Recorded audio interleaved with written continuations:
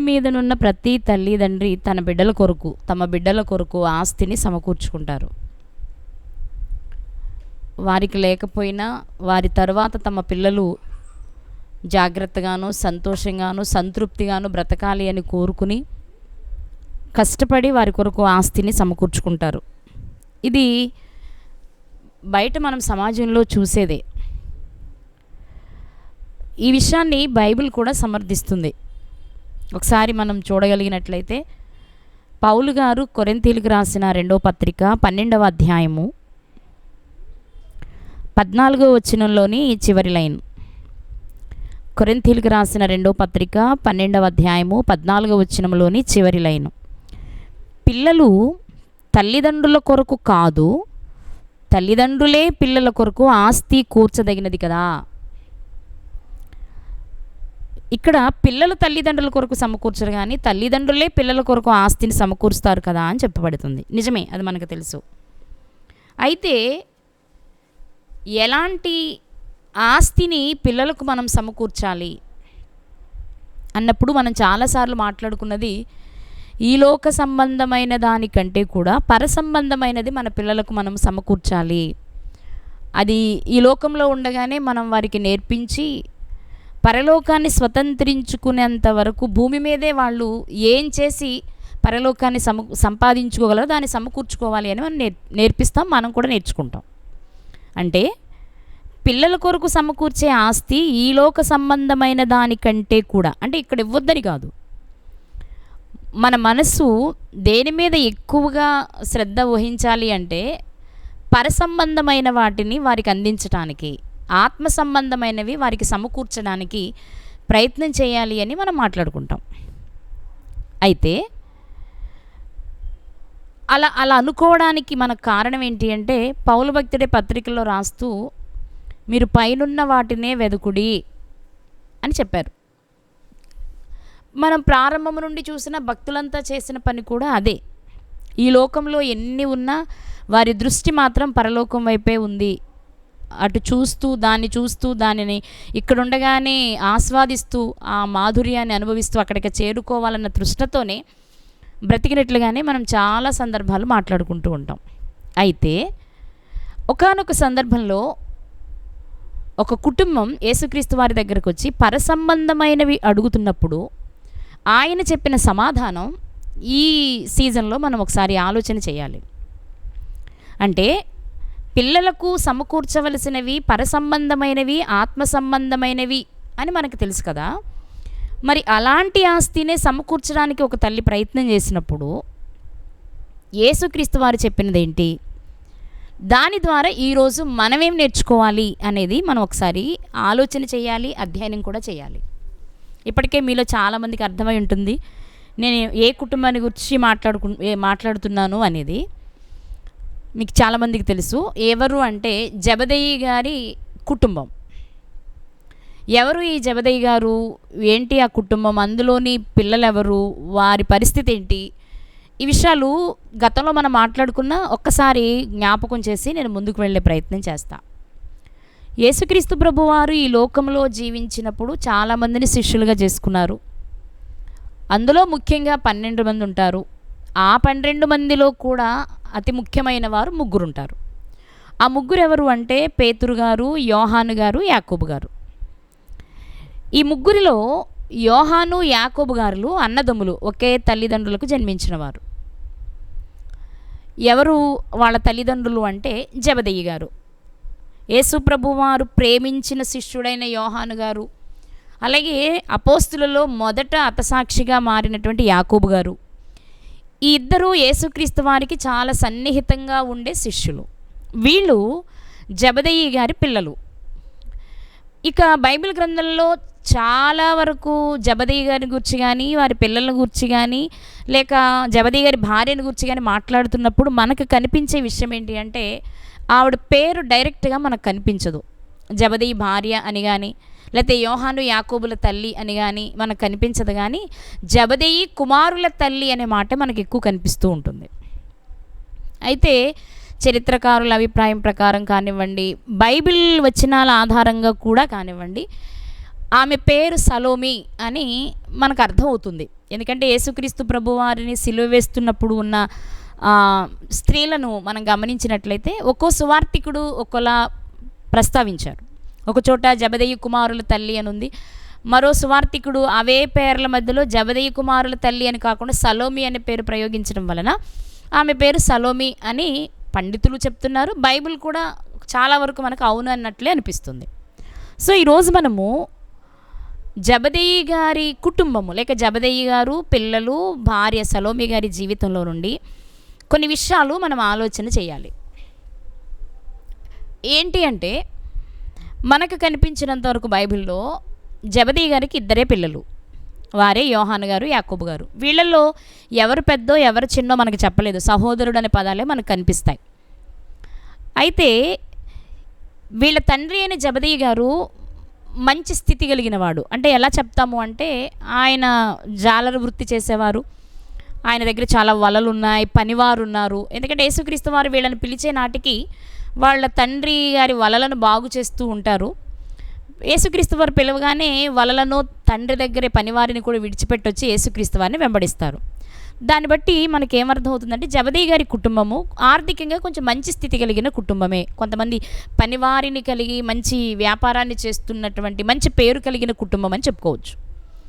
అయితే యేసుక్రీస్తు ప్రభువారు పిలిచినప్పుడు, అంటే మనకి సువార్తలన్నీ క్రోడీకరిస్తే ఒక రకమైన ఆన్సర్ వస్తుంది. ఏంటి అంటే, మొదట అంద్రే గారు, యోహాను గారు యేసుక్రీస్తు వారి దగ్గరికి వెళ్తారు యోహాను సువార్త ప్రకారం. తర్వాత వచ్చి వారి సహోదరులకు పరిచయం చేస్తారు. కానీ అప్పుడే వెంటనే యేసుక్రీస్తు వారిని వెంబడించినట్లుండదు. మరలా యేసుక్రీస్తు వారు ధోనిలో కూర్చొని సువార్తను ప్రకటిస్తున్నప్పుడు పేతురు గారిని నువ్వు లోతుకు నావను నడిపి వలవేమన్నప్పుడు, ఎక్కువ విస్తారమైన చేపలు పడినప్పుడు, అప్పుడు ఆ వలలు లాగలేక పేతురు గారు, అంద్రే గారు సాటివారైనటువంటి జబదయి గారి కుమారులను పిలుస్తారు. ఇక అప్పటి నుండి యేసుక్రీస్తు వారిని అనుసరించినట్లు మనం చాలాసార్లు మాట్లాడుకున్నాం. ముఖ్యంగా పేతురు గారి జీవితాన్ని మాట్లాడుకున్నప్పుడు అన్ని సువార్తల్లో ఉన్న విషయాలను ఒక చోటకి తెచ్చి మనం ఒక నిర్ధారణ చేసుకున్నాం. ఏది ఏమైనా ఇక్కడ మనం గమనించవలసిన విషయం ఏంటి అంటే, జబదయి గారు ఆర్థికంగా మంచి స్థితి కలిగిన వారైనా, తనకున్నది ఇద్దరు కుమారులే అయినా, ఇద్దరు కుమారులు యేసుక్రీస్తు వారిని వెంబడించవలసి వస్తే ఇద్దరిని పంపించేశారు వాళ్ళు. అంటే జబదయి గారికి ఇష్టమయ్యి సలోమి గారికి ఇష్టం లేకపోవడం కానీ, లేక సలోమి గారికి ఇష్టమయ్యి జబదయి గారికి ఇష్టం లేకపోవడం కానీ, లేకపోతే తల్లిదండ్రులకి ఇష్టమే కానీ పిల్లలకి ఇష్టం లేకపోవడం కానీ, లేకపోతే పిల్లలకి ఇష్టమై తల్లిదండ్రులకి, ఇట్లాంటివి ఏం కనిపించవు మనకి. ఇద్దరూ వచ్చి యేసుక్రీస్తు వారిని వెంబడిస్తున్నారు అంటే తల్లిదండ్రులకి ఇష్టమై ఉండొచ్చు, ఒకవేళ లేకపోయినా పిల్లలు కన్విన్స్ చేసుకుని ఉండొచ్చు. ఏది ఏమైనా ఇద్దరూ యేసుక్రీస్తు వారి దగ్గరకు వచ్చారు. రావడమే కాదు, ఆయన దగ్గర ఒక మంచి స్థానాన్ని కూడా సంపాదించుకున్నారు. యేసుక్రీస్తు వారు ముఖ్యమైన పనులు చేసేటప్పుడు ముగ్గురినే పిలిచేవారు. రూపాంతర కొండ మీదకి వెళ్ళినప్పుడు కానీ, రూపాంతరం పొందడానికి, లేదా గెస్సెమనే తోటలోనికి వెళ్ళినప్పుడు కానీ, కొన్ని ప్రత్యేకమైన పనులు కొందరుంటే చాలు అనుకున్నప్పుడు ఈ ముగ్గురినే ఎక్కువ పిలుస్తున్నట్టు మనం చూస్తాం. కాబట్టి వీళ్ళు యేసుక్రీస్తు వారికి నమ్మకంగాను, యేసుక్రీస్తు వారి దగ్గర చాలా జాగ్రత్తగాను, యేసుక్రీస్తు వారి మనస్సును గెలుచుకున్న వారుగాను మనకు కనిపిస్తున్నారు. ఇక జబదయి గారి విషయానికి వస్తే ప్రతి సందర్భంలో జబదయి కుమారులు అనే పదమే కనిపిస్తుంది తప్ప ఆయన గురించి ఇక ఇతర విషయాలు ఏమీ కనిపించవు. కానీ సలోమి గారిని గురించి కొన్ని విషయాలు మనం చూస్తాం బైబిల్ గ్రంథంలో. అదేంటి అంటే, యేసుక్రీస్తు వారిని వెంబడించిన స్త్రీలలో ఆమె పేరు కనిపిస్తుంది. యేసుక్రీస్తు వారికి సిలువ వేసేటప్పుడు సిలువ దగ్గర నిలబడిన స్త్రీలలో ఆ పేరు కనిపిస్తుంది. యేసుక్రీస్తు వారు పునరుద్ధానుడైన తర్వాత ఆదివారం ఉదయాన్నే సుగంధ ద్రవ్యాలు తీసుకుని వెళ్ళిన స్త్రీలలో సలోమి గారి పేరు కనిపిస్తుంది. దీన్ని బట్టి పిల్లల్ని యేసుక్రీస్తు వారి దగ్గరకు పంపించడమే కాదు, ఆమె కూడా ప్రభువును వెంబడించిన స్త్రీగా మనకు కనబడతారు. మరి జబదయి గారు లేరా అంటే మనకు తెలియదు. కానీ పండితుల అభిప్రాయం ఏంటి అంటే, కొంతకాలం తర్వాత జబదయి గారు మరణించారని, అప్పుడు ఇక బిడ్డలు కూడా ఇక్కడే ఉన్నారు కాబట్టి ఆమె కూడా ఆ పరిచర్యలోనే ముందు కొనసాగింది అని చెప్తూ ఉంటారు. అది మనం కన్ఫర్మ్ చేసుకోవడానికి అవకాశం లేనిది అయి ఉండొచ్చు, కాకపోయి ఉండొచ్చు. ఏది ఏమైనా ఈ రాత్రి జబదయి గారి భార్య అయిన సలోమి గారి జీవితం ద్వారా దేవుడు మనతో ఏం మాట్లాడనై ఉన్నారో ఈరోజు మనం కొంచెం ఆలోచన చేద్దాం. ఆ సందర్భాన్ని ఒకసారి చదువుకుందాం మనము. అంటే ప్రాథమికంగా ఉన్న విషయాలు మీతో పంచుకున్నాను నేను. ఇప్పుడు అంశంలోనికి వెళ్తున్నాను. మత్తయి గారు రాసిన సువార్త 20వ అధ్యాయము 20వ అధ్యాయము 20వ వచనం నుండి. మత్తయి గారు రాసిన సువార్త 20వ అధ్యాయము 20వ వచనం నుండి చదువుతున్నాను. అప్పుడు జెబెదయి కుమారుల తల్లి తన కుమారులతో ఆయన యొద్దకు వచ్చి నమస్కారము చేసి ఒక మనవి చేయబోగా. ఇక్కడ మనకి అప్పుడు అనే మాట కనిపిస్తుంది. ఎప్పుడు అంటే పైన ఏదో జరిగింది, ఆ సన్నివేశం జరిగినప్పుడు, దాని అనంతరమే జరుగుతున్న విషయం ఇది. ఏం జరిగింది అంటే యేసుక్రీస్తు ప్రభువారు తన శిష్యులతో ఒక ప్రాముఖ్యమైన విషయాన్ని చెప్తున్నారు. ఏమని అంటే 17వ వచనం చదువుతున్నాను నేను. మత్తయి గారు రాసిన సువార్త 20వ అధ్యాయము 17వ వచనంలో, యేసు యెరూషలేమునకు వెళ్ళనై ఉన్నప్పుడు ఆయన 12 మంది శిష్యులను ఏకాంతముగా తీసుకొని పోయి మార్గమందు వారితో ఇట్లనెను. ఏం చెప్తున్నారు? ఇదిగో మనుష్య కుమారుడు ప్రధాన యాజకులకు శాస్త్రులకు అప్పగింపబడతారు, వారు మరణశిక్ష విధిస్తారు, సిలువ వేసి చంపేస్తారు, 3వ దినమున ఆయన తిరిగి లేపబడతారు. ఇది యేసుక్రీస్తు వారు శిష్యులకు చెప్తున్న విషయం. అంటే ఆయన సిలువ మరణం పొందడం చాలా సమీపంగా ఉన్న కాలంలో శిష్యులతో చెప్తున్న మాట. ఇక మనం యెరూషలేంకి వెళ్తాము, వెళ్ళగానే వాళ్ళు నన్ను పట్టుకుంటారు, మరణానికి అప్పగిస్తారు, నన్ను చంపేస్తారు, సమాధి చేస్తారు, 3వ దినమున నేను లేపబడతాను అని మాట్లాడారు. ఈ విషయాలు అవ్వగానే ఇప్పుడు జెబెదయి కుమారుల తల్లి తన 2 కుమారులను తీసుకుని యేసుక్రీస్తు వారి దగ్గరకు వస్తుంది. బహుశా ఈ సన్నివేశం జరిగిన కొంచెం టైం గ్యాప్ ఉందేమో. అంటే ఈ విషయం జరగగానే పిల్లలు తల్లి దగ్గరికి వెళ్ళి ఈ విషయాన్ని చెప్పారేమో. ప్రభు ఇలా చెప్పారు, ఆయన ఇలా జరుగుతుందంట, ఆయన మళ్ళీ తిరిగి లేస్తారట, తర్వాత తండ్రి దగ్గరికి వెళ్ళి మరలా మనల్ని తీసుకువెళ్ళడానికి వస్తారట అని విషయాలు తల్లికి చెప్పుండొచ్చు. లేదా కంటిన్యూషన్లో ఆమె కూడా ఉండుండొచ్చు, మనకు తెలియదు. కానీ తల్లి మాత్రం తన 2 కుమారులు తీసుకొని యేసుక్రీస్తు వారి దగ్గరికి వచ్చి నమస్కారం చేసి ఒక మనవి చేయబోతూ ఉన్నారు. ఇదే విషయం మార్కు సువార్తలో తల్లి కనిపించరు మనకి, జెబెదయి కుమారులు మాత్రమే కనిపిస్తారు. వాళ్ళే వచ్చి అడిగినట్లుగా ఉంటుంది. అంటే వాళ్ళకి అడగాలనే ఆలోచన ఉంది, వాళ్ళతో పాటు వాళ్ళ అమ్మగారిని కూడా తెచ్చుంటారు. ఇది మత్తయి గారు ఇలా రాశారు, మార్కు గారు అలా రాశారు. అయితే ఇప్పుడు మనం ఆలోచించవలసిన విషయం ఏంటి అంటే, సలోమి గారు 2 కుమారులను వెంటబెట్టుకుని యేసుక్రీస్తు వారి దగ్గరకు వచ్చారు. వచ్చి మొదటిగా నమస్కారం చేసి ఇప్పుడు ఒక మనవి చేయబోతున్నారు ఆవిడ.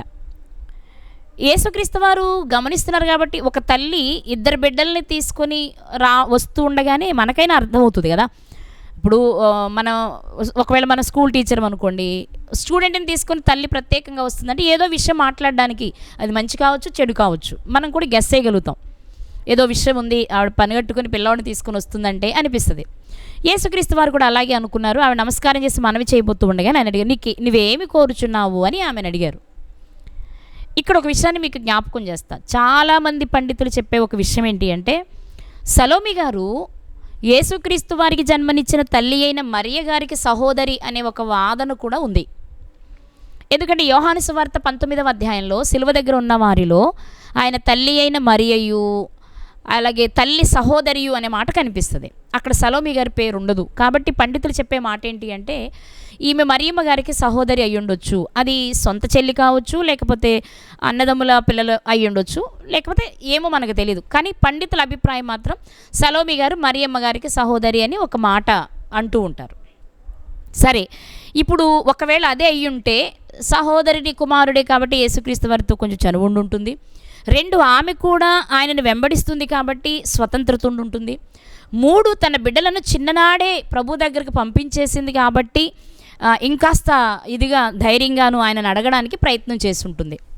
ఇప్పుడు యేసుక్రీస్తు వారి శిష్యులందరి తల్లులు కానీ, లేకపోతే తండ్రులు కానీ, లేకపోతే భార్యలు కానీ ఎవరు వచ్చి యేసుక్రీస్తు వారి దగ్గర ఇలాంటి మనవి చేయలేదు. కానీ ఈమె మాత్రమే చేయడానికి కారణం ఏంటి అన్నప్పుడు ఇదిగో నేను చెప్పిన రీజన్స్ అన్నీ అయి ఉండొచ్చు.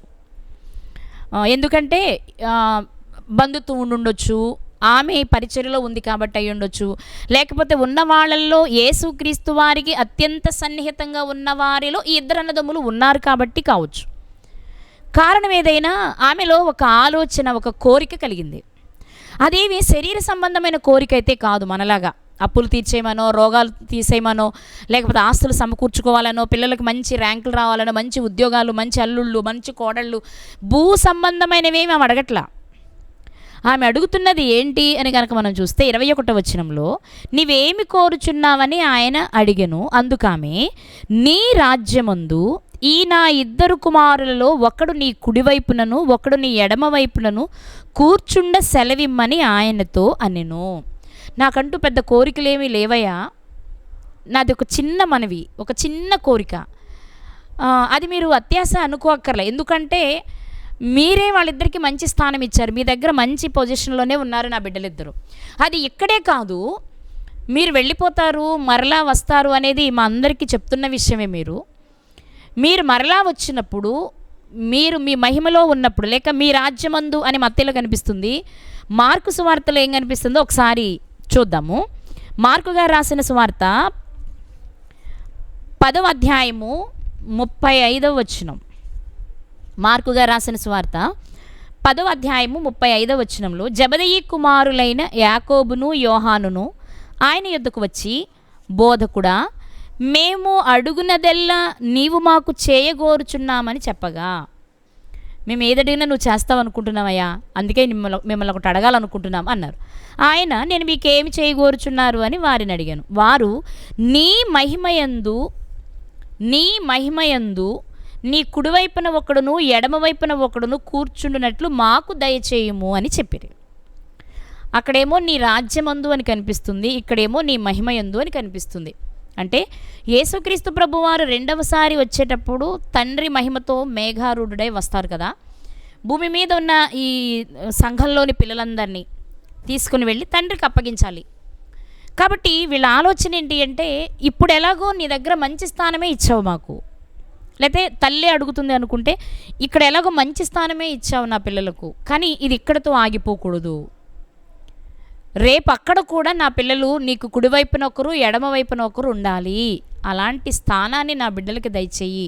ఎందుకంటే వారు చాలా చక్కగా పనిచేసే పిల్లలు, మాకు మంచిగా సంపాదన సమకూరుస్తున్న తరుణంలోనే మీరు పిలవగానే మీ వెంటబడి వచ్చేసారు. మేమేమీ అబ్జెక్ట్ చేయలేదు, లేకపోతే వాళ్ళ నుండి ఏదో ఆశించి నీ దగ్గరికి పంపించలేదు, సంపూర్తిగా పరిచర్య కొరకు పంపించాం. వాళ్ళు కూడా నీ దగ్గరే ఉండిపోయారు కదా, మరి వాళ్ళ ఈ లోకంలో ఏమీ సంపాదించుకోలేదు కదా, కాబట్టి రేపు అక్కడ కూడా నా పిల్లలకు మంచి అవకాశం కావాలి. ఇది ఆమె అడుగుతున్న మాట. అప్పుడు యేసుక్రీస్తు వారు చెప్పిన మాట ఏంటి అంటే, 22వ వచనం మత్తయి సువార్తలోనికి వద్దాం.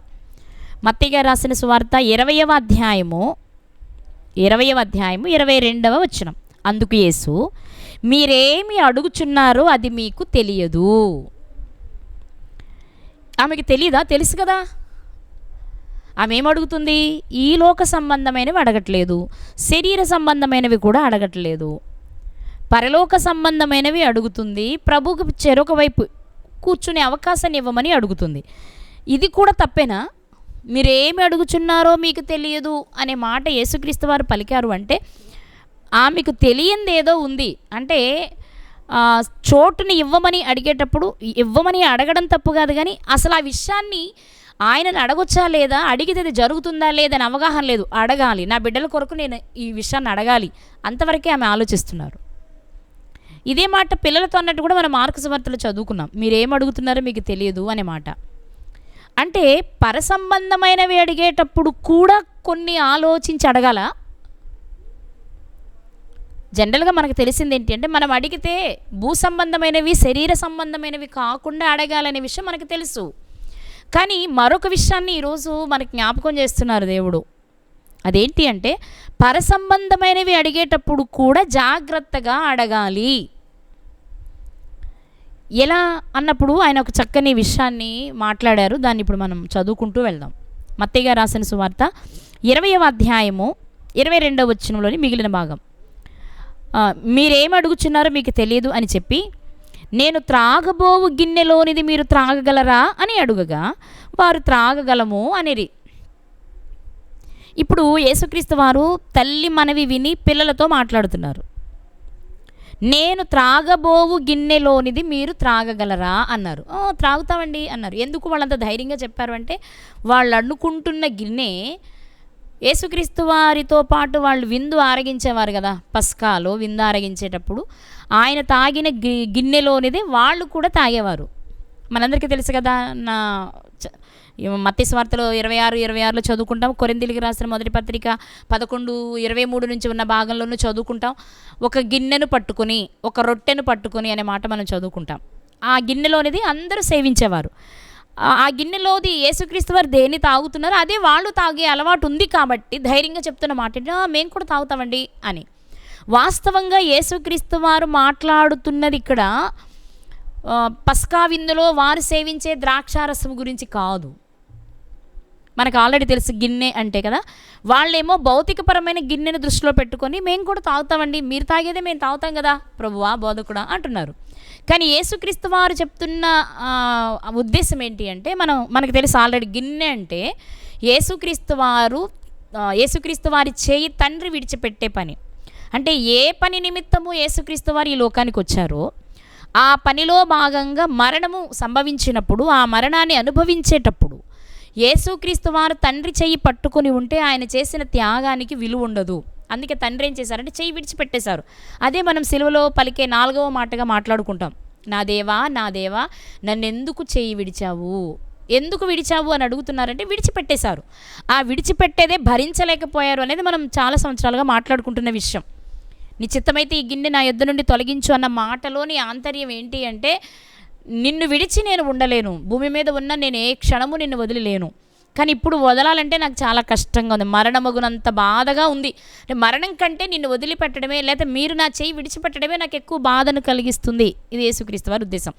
ఇప్పుడు వాళ్ళతో చెప్తున్నది కూడా అదే, మీరు నాలా బ్రతకాలనుకుంటే, నేను చేసినట్లే మీరు సత్క్రియ చేయాలి అనుకుంటే, మీ జీవితంలో కూడా ఇలాంటి దేవుని పనిలో వచ్చే మరణాన్ని మీరు అనుభవించాలి అంటే ఆ క్షణము తండ్రి మీ చేయి కూడా విడిచిపెట్టేస్తారు.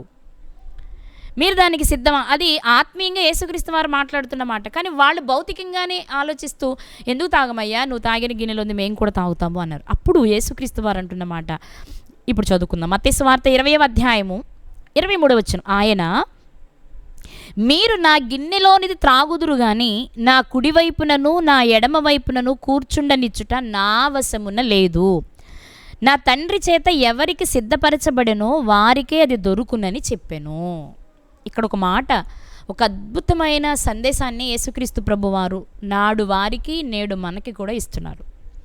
నిజమే, నాతో పాటు గిన్నెలోనిది మీరు త్రాగుతారు, భౌతికంగాను తాగుతారు, ఆధ్యాత్మికంగాను తాగుతారు. కానీ అంత తాగినా అంటే నాతో పాటే నేను తిన్న రొట్టెను తిని నేను తాగిన ద్రాక్షారసాన్ని తాగి నాలానే మీరు పనిచేసినప్పటికీ ఆ స్థానాలు ఉన్నాయే, కుడివైపు ఎడమవైపు అనే స్థానాలు ఉన్నాయే, అవి మాత్రం నా వశంలో లేదు. నాకులానే మీరు ఎంత కష్టపడినా ఎంత ఇష్టపడి దేవుని పనిని చేసినా చెయ్యండి, ప్రతిఫలం ఉంటుంది, పరలోకం ఉంటుందేమో. కానీ అంటే నువ్వు చేసిన పనిని బట్టి నీకు పరలోకాన్ని ఇవ్వగలరు దేవుడు. కానీ పరలోకంలో కూడా కుడివైపు యేసుక్రీస్తు వారికి కుడివైపున ఎడమ వైపున లేకపోతే తండ్రికి ఎడమ వైపున అలాగే కాదు, ఎందుకంటే తండ్రి కుడిపార్శ్వన యేసుక్రీస్తు వారు కూర్చున్నారు కాబట్టి స్థానం ఏది అనేది ఎవరికీ తెలియదు. అందుకే యేసుక్రీస్తు వారు చెప్తున్న మాట, అలా కూర్చుండనిచ్చుట నా వశములో లేదు. మరి ఎవరి వశములో ఉంది? నా తండ్రి చేత ఎవరికి సిద్ధపరచబడినో వారికి మాత్రమే అది లభిస్తుంది. మీరు ఇలా అడగడం వల్ల నిజమే కదా, వీళ్ళన్నీ వదులుకొని నాతో వచ్చేసారు కదా, నాతో పాటు ఎన్నో అవమానాలు పడ్డారు కదా, నాతో పాటు చాలా హింసలు పొందుతున్నారు కదా, వీళ్ళు అవమానాలు పొందుతున్నారు కదా, కాబట్టి నిజమే మీరు ఇక్కడ కూడా నాకు చాలా కష్టపడ్డారు, ఓకే నేను అక్కడికి వెళ్ళాక తప్పకుండా మీ గురించి ఆలోచిస్తాను, తండ్రికి చెప్తాను, మీకు ఇప్పిస్తాను అని చెప్పట్లేదు ఆయన. ఇక్కడ మీరు ఎంత చేసినా ఏం చేసినా అక్కడ స్థానం ఇవ్వడము అనేది మాత్రం నా చేతుల్లో లేదు. మరి ఎవరి చేతిలో ఉంది? తండ్రి ఎవరికి సిద్ధపరిచెనో వారికే లభిస్తుంది.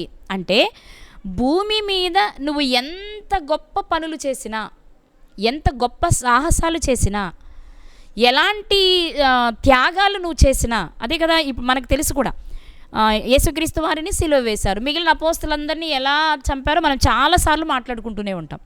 నిజంగానే వాళ్ళందరూ హతసాక్షులే, ఒక్క యోహాను గారు తప్ప. యోహాను గారిది మాత్రమే సహజమైన మరణము అని చెప్తూ ఉంటారు పెద్దలు. అంటే మనకి రాయబడలేదు కాబట్టి వాళ్ళ మరణాల గురించి, ఒక్క యాకోబు గారిదే మనకు కనిపిస్తుంది. కాబట్టి ఎంత గొప్ప త్యాగపూరితమైన జీవితాలని. ఇప్పుడు నేనున్నాను, నేను ఈ లోకానికి ఎందుకు వచ్చాను? నా తండ్రి చిత్తాన్ని నెరవేర్చడానికి. నా తండ్రి ఇష్టం ఏంటి? ఒక పాపి రక్షించబడము. అందుకోసము రక్షించే వ్యక్తి శ్రమలను అనుభవించడం, నలుగగొట్టబడడం. నశించిపోతున్న వారిని రక్షించాలి అంటే రక్షించే వ్యక్తి నలిగిపోవాలి. నశించిపోతున్న వారిని రక్షించాలి అంటే ఈ వ్యక్తి నలిగిపోవాలి. నలిగిపోయినప్పటికీ నాకు కుడివైపున సీట్ ఉంటుంది, ఎడమ వైపున సీట్ ఉంటుంది, లేకపోతే తండ్రి ఉన్నారు, తండ్రికి కుడిపార్శ్వన యేసుక్రీస్తు వారు ఉన్నారు, ఆ ప్రక్కన పౌలు గారు ఉన్నారు, ఆ ప్రక్కన నాకు అని మనం లెక్కలు వేసుకోవడానికి ఆ చోటు ఇది కావాలి అని అడగడానికి లేదు. అది నీకు ఇస్తాను అని హామీ ఇవ్వడానికి యేసుక్రీస్తు వారి దగ్గర కూడా ఆయన వశంలో ఆ విషయం లేదట. అంటే ఈరోజు జనరల్గా మనకి ఉండే ఆలోచన ఏంటంటే, ఇప్పుడు ఇక్కడ వీళ్ళు కూడా చేసింది ఏంటి అంటే, అలా అడిగిన పిల్లలిద్దరిని అంటే యోహాను గారిని యాకోబు గారిని మిగిలిన వాళ్ళందరూ కోప్పడతారు. అంటే మీ ఇక్కడే కాదు, అక్కడ కూడా మీకు అధికారం కావాలా, అక్కడ కూడా మీకు ఉన్నత స్థానం కావాలా అని కోప్పడుతున్నారు. అయితే ఇక్కడ మనం ఒక విషయాన్ని గమనిస్తే, ఎలాంటి సందర్భాలు బైబిల్ గ్రంథంలో మనకు కనిపిస్తున్నా చూడగానే ఏంటి వీళ్ళు ఇలా ప్రవర్తించారు అనేలా ఉంటాయి, వీళ్ళు చాలా స్వార్థంగా ఆలోచిస్తున్నారే అన్నట్లు అనిపిస్తాయి. కానీ వాళ్ళు అడిగిన ఉద్దేశం కానీ వారికి చెప్పిన సమాధానాన్ని కానీ విన్నప్పుడు తరతరాలకు ఎన్నో పాఠాలు నేర్పించాలి. కాబట్టి దేవుడు అలాంటి సన్నివేశాలు జరిగినప్పుడు తప్పకుండా వాటిని పరిశుద్ధ గ్రంథంలో రాయించారు. అవును కదా, మామూలుగా చూస్తే ఆలోచిస్తే జబదయి గారి భార్య కానీ లేక జబదయి గారి పిల్లలు కానీ మాకు ఈ స్థానం కావాలి అని అడిగినప్పుడు మరి మిగిలిన వాళ్ళ పరిస్థితి ఏంటి? వాళ్ళు కూడా అలాగే ఉన్నారు కదా. యేసుక్రీస్తు వారు అందరినీ ఒకచోట తీసుకెళ్ళాక దగ్గరగా కాస్త అనుకూలంగా ఉన్నవారిని ఏదో ముగ్గురిని ఏర్పాటు చేసుకున్నారు. ఆంతరంగిక త్రయము అంటాము ఆ ముగ్గురిని మనం. అంత మాత్రాన రేపు పరలోకంలో కూడా మాకు ఆ సీట్లే కావాలంటే ఇప్పుడు ఒక రకంగా పేతురు గారిని ప్రక్కన పెట్టేశారు వాళ్ళు. మిగిలిన వాళ్ళందరినీ ప్రక్కన పెట్టేసి ఉన్నతమైన స్థాయిని కోరుకుంటున్నారు వాళ్ళు. వాళ్ళ తల్లి కూడా అదే ఆలోచిస్తుంది. అయితే ఇక్కడ విషయం ఏంటి అంటే, కష్టపడి పని చెయ్యి, సత్క్రియలు చేయడానికి ప్రయాసపడు, నీ వంతు ప్రయత్నం నువ్వు చెయ్యి, ఆ లోకం చేరడానికి నువ్వు కోరుకో తప్ప ఆ లోకంలో ఒక స్థానం, ప్రత్యేకమైన స్థానము అనేది మనం కోరుకోవడానికి కుదరదు. మనం చేస్తూ పోతే మనకే స్థానం ఇవ్వాలో దేవుడు ఇస్తారనమాట. అది ఆయన ఆధీనంలో ఉంది, ఆయన వశములో ఉంది. ఆయన ఎవరికి సిద్ధపరిస్తే వారు మాత్రమే దాన్ని పొందుకుంటారట. అంటే ఇప్పుడు మనం ఏం చేయాలి అంటే, కేవలం నాకు అక్కడ ఆ చోటునివ్వండి, ఈ చోటునివ్వండి, నేను ఇక్కడ ఇంత కష్టపడుతున్నానుగా అని అనడం కంటే, ఉన్నతమైన స్థాయిని పొందడానికి ఎంతవరకు పని చేయాలో అంతవరకు పని చేయడమే మనం చేయాల్సిన పని. నువ్వు చిన్ననాటి నుండి దేవుణ్ణి ఎరిగిన వాడిగా బ్రతుకుతున్నా, యవ్వనం వచ్చే నాటికే దేవుని కొరకు ఎన్ని సాహసాలైనా చేయగలిగిన స్థితిలో ఉన్నా, నువ్వు సంపాదించిందంతా దేవుని పని కొరకే ఖర్చు పెడుతున్నా, నీ ఆరోగ్యం అంతా దేవుని పని కొరకే ఖర్చు పెడుతున్నా, నేను ఎంత కష్టపడుతున్నాను, ఎంత ఖర్చు పెడుతున్నాను కాబట్టి కుడివైపు స్థానం నాది, ఎడంవైపు స్థానం నాది, వెనక స్థానం నాది అని అడగడానికి లేదు. మనం కష్టపడడం తప్ప. నువ్వు కష్టపడిన దానిని ఆయన మర్చిపోయే దేవుడు కాదు, విడిచిపెట్టే దేవుడు కాదు, బహుమతి ఇవ్వనివాడు అంతకంటే కాదు. ఆయన వాగ్దానం చేశారు తప్పకుండా ఇస్తానని. కాబట్టి ఇది కావాలి, అది కావాలి అని దీని మీద వ్యామోహంతో మనం పని చేయడం కాదు, కానీ పని చేయి నమ్మకంగా.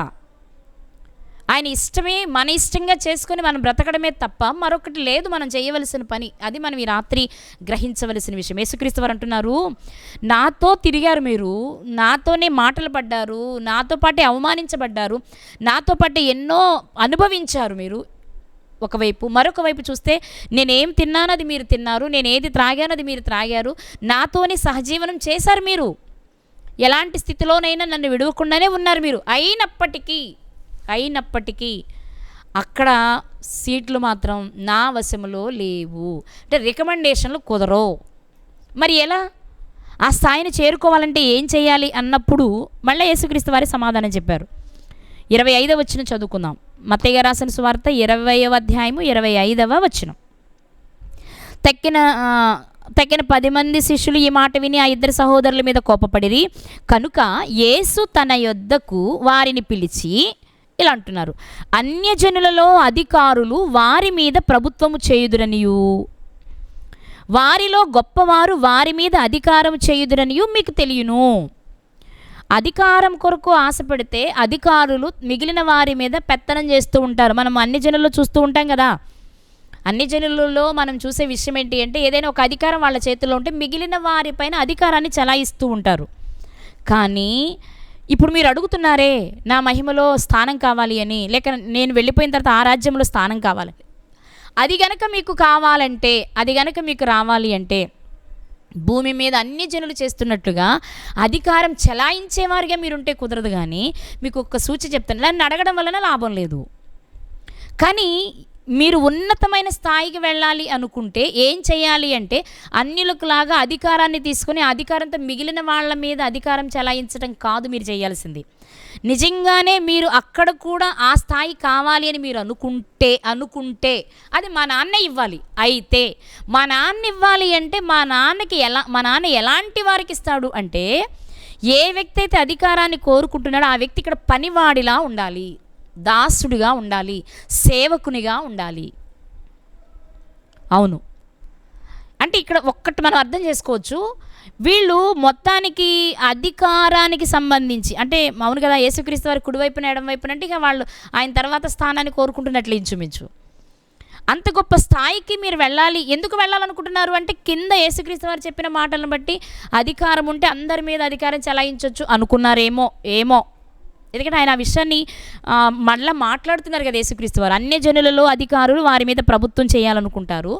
మీకు అలాంటి మనసు ఉన్నట్టుంది. కానీ మీకు విషయం చెప్తాను, వాళ్ళిద్దరితో పాటు మీకు చెప్పే విషయం ఏంటి అంటే, మీ అందరితో పాటు అక్కడున్న సలోమి గారికి కూడా అర్థమయ్యేలా చెప్పే విషయం ఏంటి అంటే, ఆనాడు వాళ్ళందరికీ చెప్పిన విషయం ఈరోజు మనకు అర్థం కావడానికి చెప్పే విషయం ఏంటి అంటే, నిజంగా మీకు ఉన్నతమైన స్థాయి కావాలి అంటే మీరు ఇక్కడ కూలోళ్ళు అయిపోవాలి, పనివాళ్ళు అయిపోవాలి. అది యేసుక్రీస్తు వారు చెప్పేటప్పుడు నేను కూడా అలాగే ఉన్నా, నేను కూడా అలాగే చేశా, చేస్తా. అదే కిందకు వచ్చినప్పటికీ ఆయన చెప్పే మాట 26వ వచనంలో, మీలో అలాగుండకూడదు, మీలో ఎవడు గొప్పవాడై ఉండగోరునో. అంటే గొప్ప స్థాయిని కోరుకునే వాళ్ళు ఎలా ఉండాలంటే, మీలో ఎవడు గొప్పవాడై ఉండగోరునో వాడు మీకు పరిచారకుడై ఉండాలి. మీలో ఎవడు ముఖ్యుడై ఉండగోరునో వాడు మీ దాసుడై ఉండవలెను. అలాగే మనుష్య కుమారుడు పరిచారము చేయించుకుంటకు రాలేదు కానీ పరిచారము చేయుటకును అనేకులకు ప్రతిగా విమోచన క్రయధనముగా తన ప్రాణమునిచ్చుటకును వచ్చెను. ఇక్కడ యేసుక్రీస్తు వారు ఏం నేర్పిస్తున్నారు మనకి అంటే, ప్రతి వ్యక్తికి మంచి స్థాయి కావాలి అని ఈ లోకంలోనూ కోరుకుంటాము, పరలోకానికి వెళ్ళాక కూడా కావాలని కోరుకుంటాం. అయితే కోరుకుని దాని కొరకు వెంపర్లాడకూడదు. కానీ ఆ కోరికున్న నీవు చేయాల్సింది ఏంటంటే, అది తండ్రి చేతుల్లోనే ఉంది కాబట్టి తండ్రి మనస్సును నేను గెలవాలి. తండ్రి మనస్సును ఎలా గెలుస్తాము అంటే, ఏ వ్యక్తి గొప్ప స్థాయి కావాలనుకుంటాడో ఆ వ్యక్తి ఇక్కడ పనివాడిలా ఉండాలి. ఎక్కడ పని వస్తే అక్కడికి పరిగెత్తేవాడిలా ఉండాలి. వంకలు సాకులు చెప్పేవాళ్ళుగా ఉండకూడదు. సమయాన్ని చూసుకుని, అరే ఇప్పుడు రాత్రి అయిపోయిందండి, ఇప్పుడు ఎలా ఇంకో రోజు చూసుకొని వస్తామండి అన్నట్లు ఉండకూడదు. రకరకాల కారణాలు చెప్పి పనిని ఎగ్గొట్టేవారిగా మనం ఉండకూడదు. కానీ సమయమనక అసమయమనక సత్క్రియలు చేయడానికి ఎవరు ఇష్టపడతారో ఆ పనిని చేసేటప్పుడు కూడా చాలా ఒదిగిపోయి, లోబడిపోయి, తగ్గించుకొని ఒక పనివాడిలా పని చేయాలి అనేది ఈరోజు దేవుడు మనతో మాట్లాడుతున్న విషయం. ఈరోజు బోధకుల్లో ఒక రకంగా చెప్పాలంటే ఇది కరువడింది. నేను స్పీకర్ని, నన్ను ఆ పని చేయమంటారా, నేను మైకులు పెట్టాలా, నేను కుర్చీలు వేయాలా, నేను తడుగుడ పెట్టాలా, నేను స్పీకర్ని, మాట్లాడలేని వాళ్ళు ఉంటారు, వాళ్ళతో చేయించండి అనేవాళ్ళు ఇవాళ సమాజంలో చాలామంది ఉన్నారు. కానీ దేవుని వాక్యం సెలవిస్తున్న విషయం ఏంటి అంటే, నిజంగా నీవు ప్రముఖుడివై ఉండగోరేవా, గొప్పవాడిగా ఉండాలనుకుంటున్నావా, ఉన్నతమైన స్థానంలో ఉండాలనుకుంటున్నావా, అయితే ముందు నువ్వు ఇక్కడ జీరోలోకి వచ్చాయి. ఒక దాసునిగా, ఒక పనివానిగా, ఒక పరిచారకుడిగా మారిపో. నీ దగ్గర ఎంత గొప్ప టాలెంట్ ఉన్నా, బాగా మాట్లాడగలవా, బాగా స్టడీ చేయగలవా, బాగా పాడగలవా, బాగా ఖర్చు పెట్టగలవా, ఏది ఉన్నా పని చేసేటప్పుడు నేను ఇన్ని డబ్బులు కానుకిచ్చాను, నేను పని చేయడం ఏంటి అన్నట్లు కాకుండా, ఆ పని చేసేటప్పుడు నీ అవసరత ఉంటే, లేక చేయగలిగిన సామర్థ్యం నీకుంటే ఆ క్షణం నువ్వు పనివాడిగానే మారిపో. అప్పుడు నువ్వు అడగక్కర్లేదు అధికారం కొరకు. అసలు నీకే స్థానం ఇవ్వాలో తండ్రే డిసైడ్ చేస్తాడు.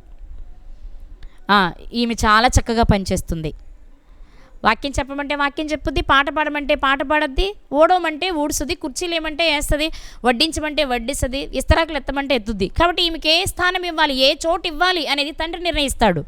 అలా కాకుండా నేను స్పీకర్ నండి, నేను ఇదే చేస్తాను, నేను సింగర్ నండి, నేను ఇదే చేస్తాను, నేను పరిచారకుడు నండి, ఇదే చేస్తా అని గీసుకుని నువ్వు చేయాలి అనుకుంటే మాత్రం అక్కడ ఉన్నతమైన స్థాయి ఉంటుందో లేదో మనం చెప్పలేం.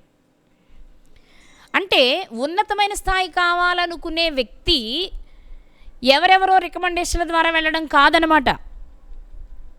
ఆయన చెప్పిన ఆజ్ఞ ప్రకారం బ్రతకడమే మనం చేయవలసిన పని. ఈరోజు మన జ్ఞాపకం చేసుకోవాల్సిన విషయం ఏంటి అంటే, యేసుక్రీస్తు వారు తన శిష్యులతోనే చెప్పిన మాట ఏంటి అంటే, నాతో కలిసి మీరు ఎన్ని చేసినా, నాతోనే తిన్నారు, నాతోనే త్రాగారు, నాతోనే పడుకున్నారు, నాతోనే పరిచర్యకు వచ్చారు, ఏది కావాలంటే అది చేసి పెట్టినప్పటికీ, మీరు నాకు శిష్యులు అయినప్పటికీ మీకంటూ ఒక స్థానాన్ని ఇచ్చే అధికారం నాకే లేదు. అంటే ఈరోజు మనము నిత్య జీవాన్ని స్వతంత్రించుకోవాలి అంటే అలవాటుగా, ఆచారంగా, అప్పుడప్పుడు చేసేవారిగా కాదు. ఎప్పుడు మన మనసులో ఉండవలసింది, మేము నిష్ప్రయోజకులమైన దాసులము, పనివారము అన్న భావనే మనలో ఉండాలి. అది ఎంత పనైనా సరే పని వాళ్ళలానే చేయాలి, పురుషులైనా స్త్రీలైనా. అరే నన్ను చేయమంటారేంటి, నేను ఎవరిని అనుకున్నావు, నా బ్యాక్గ్రౌండ్ ఏంటి అనుకున్నావు, మా తాతగారి స్థాయి ఏంటి, మా నాన్నగారి స్థాయి ఏంటి, నన్ను ఇది చేయమంటారా అది చేయమంటారా కాదు.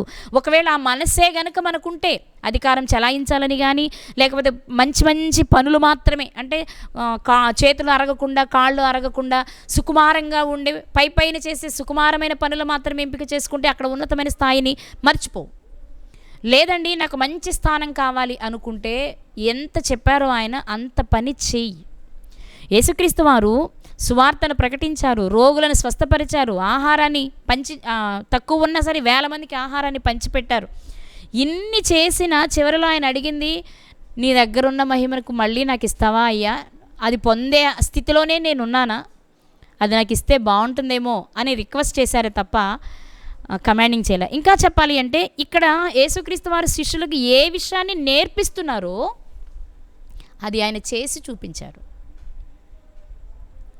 నేను పరిచారం చేయించుకోవడానికి రాలా, చేయడానికి వచ్చాను అన్న మాట కేవలం పెదవులతో చెప్పిన మాట కాదు, అది హృదయాంతరంగంలో నుండి వచ్చిన మాట. క్రియల్లో దానిని కనుపరిచారు యేసుక్రీస్తు వారు. కాబట్టే తండ్రికి కుడిపార్శాన్ని కూర్చునే అవకాశం ఆయనకు వచ్చింది. అది రావడం అంటే ఇక్కడేదో నేను ఎవరు అనుకో, నేను రాజుని అని చాలా సందర్భాలు చెప్పారు కదా. పిలాతు గారి ముందు నేను రాజునే అని చెప్పారు. ఆయన రాజునే అని చెప్పినా రాజులాగా హుందాగా ఉండాలి అని, లేదా ఎప్పుడు సింహాసనం మీద కూర్చుంటే మిగిలిన వాళ్ళంతే పని చేస్తారన్నట్టు లేరు. ఆయన అవసరమైనప్పుడు శిష్యుల పాదాలను కడిగిన చరిత్ర ఆయనది. కోపపడవలసిన చోట, వారిలో మార్పు కావాలనుకున్న చోట, గద్దించాలి అనుకున్న చోట గద్దించినప్పటికీ పనుల్లో ఎక్కడ కూడా నేను దేవుని కుమారుని కదా, పరలోకం నుండి వచ్చిన వాడిని కదా, నేను రక్తం చిందిస్తేనే వీళ్ళకి విమోచన కదా, వీళ్ళందరికీ ఇప్పుడు దిక్కు నేనే కదా, ఇలాంటి ఆలోచనలతో యేసుక్రీస్తు వారు భూమి మీద జీవించలేదు.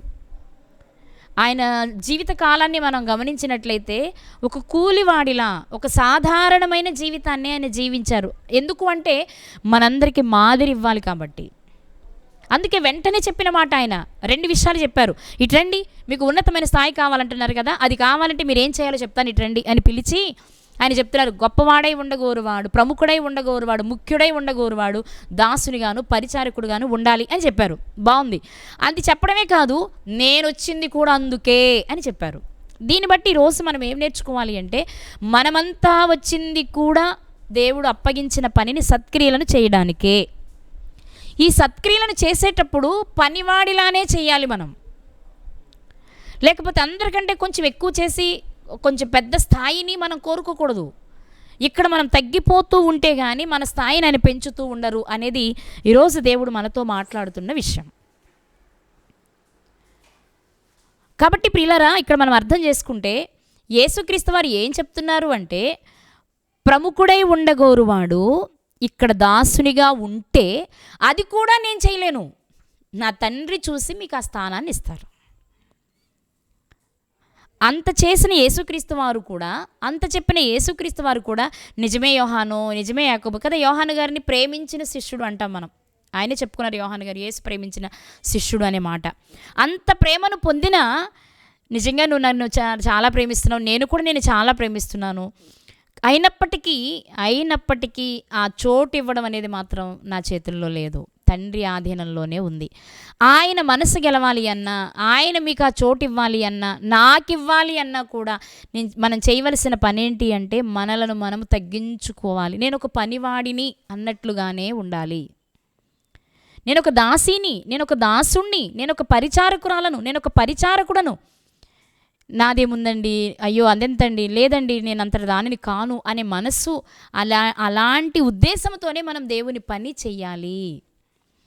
ఈరోజు దేవుడు మనతో మాట్లాడుతున్న విషయం, ఈ లోక సంబంధంగా మిగిలిన వారికంటే నువ్వు గొప్పగా పని చేయొచ్చు, నేను కాదన్ను. నీ పని 10 మంది మెచ్చుకునేలా ఉండుండొచ్చు, దేవుడు కూడా మెచ్చుకునేలా ఉండొచ్చు, కానీ మెచ్చుకుని ఏమిస్తారు అనేది ఆయన చేతుల్లో ఉంది. కాబట్టి ఈరోజు మనం జ్ఞాపకం చేసుకోవాల్సిన విషయం ఏంటి అంటే, ఇక్కడేదో కొంచెం పని చేసినంత మాత్రాన, మిగిలిన వారికంటే పెద్ద పని చేసినంత మాత్రాన రేపు అక్కడ మనకు చోటు ఉంటుంది అని గ్యారంటీ లేదు. ఒకవేళ ఉన్న ఏ చోటు అనేది మనకు తెలియదు. అది కేవలం తండ్రి మాత్రమే చెయ్యాలి. అయితే ఒక అవకాశం ఉంది మనకి ఆ స్థానాన్ని పొందడానికి. నువ్వు ఎంత గొప్ప స్థాయిలో ఉండాలనుకుంటున్నావో ఇక్కడ నువ్వు అంత తగ్గిపోవాలి, ఇక్కడ అంత నలిగిపోవాలి. మన జీవితాలలో కూడా సువార్తను ప్రకటించేటప్పుడు సువార్త కొరకు ఎలాంటి శ్రమనైనా యేసుక్రీస్తు వారిలో అనుభవించడానికి సిద్ధంగా ఉండాలి. 2 కడకు మరణమైన యేసుక్రీస్తు వారిలా సంతోషంగా స్వాగతించే వారిలా ఉండాలి. అలాంటి వారికి దేవుడు ఏది అలాంటి వారికి కూడా మనం అనుకున్నట్టు కుడివైపు ఎడమవైపు కాదు సుమా, అలాంటి వారికి కూడా దేవుని చిత్తం ఏదైతే ఆ స్థానం అనుకుంటుంది. ఇక్కడ పేతురు గారు తన పత్రికలో ఒక మాట చెప్తారు. ఒకసారి ఆ మాటను చూసుకుందాము. పేతురు గారు చెప్పిన మాట ఒకసారి చూద్దాము. పేతురు గారు రాసినటువంటి మొదటి పత్రిక 4వ అధ్యాయం 19వ వచనం. పేతురు గారు రాసిన మొదటి పత్రిక 4వ అధ్యాయము 19వ వచనంలో, కాబట్టి దేవుని చిత్త ప్రకారము బాధపడువారు సత్ప్రవర్తన గలవారై నమ్మకమైన సృష్టికర్తకు తమ ఆత్మలను అప్పగించుకొనవలెను. నమ్మకమైన సృష్టికర్తకు మన ఆత్మలు అప్పగించుకోవాలి అంటే ఈ లోకంలో మనం ఏం చేయాలి అంటే దేవుని చిత్త ప్రకారమైన బాధను అనుభవించి సత్ప్రవర్తన గలవారమై ఉంటే, అంటే యేసుక్రీస్తు వారు ఎలాంటి స్థితిని అనుభవించారు సువార్త పరిచర్యలో మనలను విమోచించడానికి, పాపులమైన మనలను రక్షించడానికి ఆయన ఎలా నలుగొట్టబడ్డారో, ఆ మరణం వచ్చినప్పుడు అప్పటి దేవుని చేతిని విడిచిపెట్టే పరిస్థితుల్లో ఎంత వేదన అనుభవించారో మనకు తెలుసు. అలాంటి స్థితే ఒకవేళ నీకు వచ్చినా నువ్వు అనుభవించి నమ్మకమైన సృష్టికర్తకి నీ ఆత్మను అప్పగించడమే తప్ప పలానా చోట పెట్టునాది అని అడగడానికి లేదు. ఒకటే ఈరోజు దేవుడు మనతో మాట్లాడుతుంది. నువ్వు 100కి 100% లేదా 100కి 1000% తగ్గిపోయి ఒక దాసునిగా, ఒక పనివాడిగా, ఒక కూలివాడిగా నువ్వు పని చెయ్యి అంతే. ఆయన అప్పగించిన పని చెయ్యి. ఆ పని చేసేటప్పుడు నువ్వు ఒక కూలివాడిగా మారిపో తప్ప, నేను ఇంత చేస్తున్నాను కదా, ప్రభు ఉన్నప్పుడు నేను ఇంత చేశాను కదా, ఆయన వెళ్ళిపోయినా వాటన్నిటిని జ్ఞాపకం చేసుకుని నేను ఎంత గొప్పగా బ్రతుకుతున్నాను కదా, నాకెందుకు రాదు అక్కడ చోటు అనే భావన మనకు ఉండకూడదు. పరలోకాన్ని స్వతంత్రించుకోవడానికి ప్రయత్నం చేయవలసిన వారమే మనము. ఆ ప్రయత్నంలో ఎలాంటి ప్రయత్నం చేయాలో యేసుక్రీస్తు వారు నేర్పిస్తున్నారు. చేయడానికి నీ చేతికి వచ్చినప్పుడే కాదు, పనిని వెతుక్కుంటూ వెళ్ళాలి కదా. యోబు గ్రంథంలో మనం చదువుకుంటాం, భూమి మీద నరుల కాలం యుద్ధకాలం లాంటిదట. ఎప్పుడు అపవాదితో పోరాటం చేస్తూ మరొక వైపు మన రక్షణను మనం జాగ్రత్తగా కాపాడుకుంటూ సువార్త పనిలో వచ్చే ఎంతటి శ్రమనైనా, ఇక్కడ ఒక విషయాన్ని మీకు జ్ఞాపకం చేయాలనుకుంటున్నాను. ఎవరైతే నమ్మకమైన సృష్టికర్తకు తమ ఆత్మను అప్పగించాలి అనుకుంటారో వారు సువార్త పనిని చేసేటప్పుడు నాడు యేసుక్రీస్తు వారు అపోస్తలులకు వచ్చినటువంటి పరిస్థితులు వస్తాయి. వాటిని ప్రేమతో స్వాగతించి అనుభవించడం మాత్రమే మనం చేయగలం. అలా అనుభవించినప్పుడు కూడా మనం చేయగలిగింది ఏంటి అంటే నమ్మకమైన సృష్టికర్తకు మన ఆత్మలు అప్పగించడం వరకు మాత్రమే మనం చేయగలం.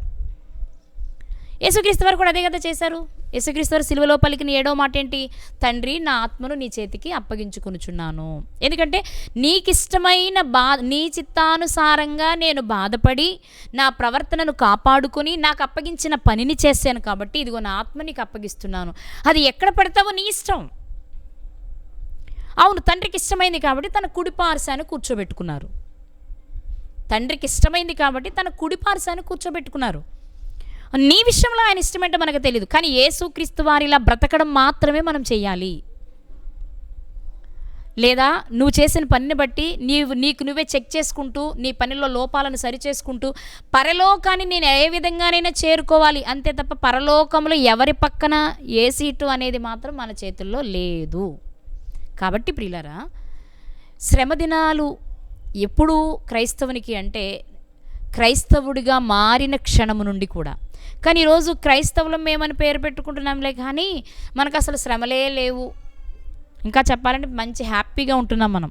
అందరు లోకంలో మిగిలిన వాళ్ళు ఎలా ఉన్నారో మనము ఏం తీసుకోలేదు, వాళ్ళకిలానే ఉంటున్నాం తప్ప మన భుజముల పైన ఒక భారం ఉందని, యేసుక్రీస్తు వారిలా మనం దానిని మోయాలి అని, చెయ్యాలి అని, చేసేటప్పుడు వచ్చే బాధలన్నిటినీ అనుభవించాలి అని, అది అనుభవించడమే తండ్రికి ఇష్టమని, అలా అనుభవించినప్పుడే మనం తండ్రికి మన ఆత్మను అప్పగించుకోగలమని ఇంకా క్రైస్తవులు అనుకుంటున్న వారిలో కూడా చాలామందికి తెలియదు. అందుకే సువార్తను ప్రకటించాలి అన్న విషయం తెలిసి కూడా ఆ కాడిని భుజాల మీద పెట్టుకొని కూడా సువార్తను ప్రకటించకుండానే అన్ని కార్యకలాపాలలో పాల్గొంటూ ఉన్నారు. కానీ ఈరోజు దేవుడు మనకి జ్ఞాపకం చేస్తున్న విషయం ఏంటో తెలుసా? నువ్వెంత గొప్ప పనివాడివైనా ఒక దాసుడివి అనే సంగతి మర్చిపోవద్దు. నువ్వు కష్టించి పని చేయంతే, ప్రతిఫలం దేవుడిస్తారు. ఏది ఇవ్వాలి, ఎక్కడివ్వాలి అనేది ఆయన చేతుల్లో ఉంది అనే విషయాన్ని జ్ఞాపకం చేస్తున్నారు. నిజమే, వీళ్ళు అపోస్తులు అందరూ కూడా ఎలా బ్రతికారో మనకు తెలుసు. యేసుక్రీస్తు వారి మరణం వరకు కొంచెం అటు ఇటుగా చిన్నపిల్లల మనసులాగా పనుల్లాగా మనకు కనిపిస్తాయిలే, కానీ ఆ తరువాత ప్రపంచానికి సువార్తను అందించిన వారు వాళ్ళే కదండి. ఒక్కొక్కరు ఒక్కో రకమైన హతసాక్షులుగా చరిత్రలో మిగిలిపోయారు. వాళ్ళు నమ్మకమైన సృష్టికర్త. వాళ్ళ జీవితంలో కూడా తండ్రి వారిని ఎడబాసిన క్షణాలు ఉన్నాయి. ఎందుకంటే వారు హతసాక్షులుగా మారుతున్న సమయంలో, అలాంటి సమయంలోనే ప్రతి ఒక్కరు వీళ్ళంతా కూడా ఆఖరి నిమిషంలో మరణించేటప్పుడు నమ్మకమైన సృష్టికర్తకు వారి ఆత్మలను అప్పగించుకున్నారు. స్టెఫెన్ గారి జీవితంలో కూడా మనం చూస్తాం కదా, వాళ్ళని ఏమీ హాని చేయొద్దు, ఇదిగో నేను నీకు అప్పగించుకుంటున్నానని చెప్పారు. అంటే భక్తులందరూ చేసింది ఏంటంటే వారికి అప్పగించిన పని 100% చేయటం, నమ్మకమైన సృష్టికర్తకు ఆత్మను అప్పగించడం వరకు మాత్రమే చేశారు. ఆత్మను ఏ చోట పెట్టాలి అనేది దేవుని ఆధీనంలో ఉంటుంది రేపు పరలోకానికి వెళ్ళిన తర్వాత. అంతేగాని నేను పౌల్ గారి ప్రక్కనైతేనే కూర్చుంటానండి, నేను అబ్రహాం గారి ప్రక్కనైతేనే కూర్చుంటానండి, నేను ఇసాక్ గారి ప్రక్కనైతేనే కూర్చుంటానండి, దావీదు గారు అంటే నాకు చాలా ఇష్టం అండి, ఆయన ప్రక్క చోటు నాకు కావాలండి అని మనం అడగడానికి లేదు. నీ శక్తి లోపం లేకుండా పని చేయి, నీకు ఎవరి పక్కన చోటు ఇవ్వాలి అనేది దేవుడు నిర్ణయిస్తారు. కానీ నువ్వు పని చేసేటప్పుడు నీకు ఉండవలసిన మనస్సు ఏంటి అంటే, నేను ఒక్కదానే కాదండి ప్రపంచంలో, లేకపోతే నేను ఒక్కడనే కాదండి ప్రపంచంలో, ఎంతోమంది దేవుని పని నమ్మకంగా చేసేవారు ఉన్నారు. దేవుడు నాకు అవకాశం ఇచ్చాడు. అలాగే కష్టపడి పని చేస్తా, మీరు చాలా కష్టపడ్డారన్నప్పుడు అప్పుడు మన మనసులో కదా నేను కాబట్టి అనే భావన కాకుండా, నాకు ఈ భాగ్యం లభించింది, ఆయన పనిలో ఒక చిన్న పాత్రగా, ఒక దాసుడిగా వాడబడడానికి నేను అర్హతను పొందాను అంటే అది ఆయన కృప అని అనుకోవాలి తప్ప అది మన గొప్పతనం అనే భావన మనకి ఉండకూడదు. కాబట్టి ఎంతటి గొప్పవారైనా, ఎంత గొప్ప పనులు చేస్తున్న లోకంలో వారు పనివాళ్ళు అనుకుని తండ్రి అప్పగించిన పనిలో వచ్చే మరణాన్ని సంతోషంగా స్వాగతించి ఆ ఆత్మను తండ్రికి అప్పగించుకోవాలనే విషయం సలోమి గారు తన బిడ్డలను తీసుకురావడం ద్వారా మరొకసారి దేవుడు మనకి జ్ఞాపకం చేస్తూ ఉన్నారు. అమ్మా, నువ్వు నన్ను వెంబడించావు, నీ పిల్లలు చిన్నప్పటి నుంచే నా దగ్గరికి పంపించేశావు. అంటే చిన్నప్పటి నుంచి అంటే నేను పిలిచిన నాటి నుండి నా దగ్గర నుండి పని చేయడానికి పంపించేశావు. నిజంగానే నువ్వు గొప్ప త్యాగమే చేశావు.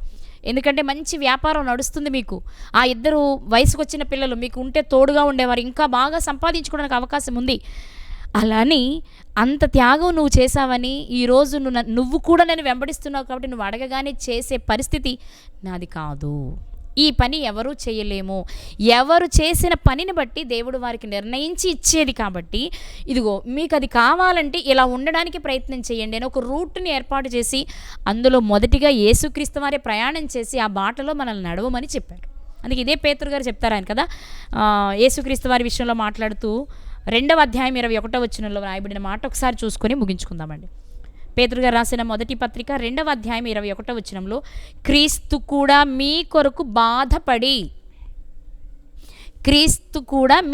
బాధపడి మీరు తన అడుగు జాడల యందు నడుచుకున్నట్లు మీకు మాదిరి ఉంచిపోయెను. అవును, ఆయన ఒక పనివాడిలానే పనిచేశారండి.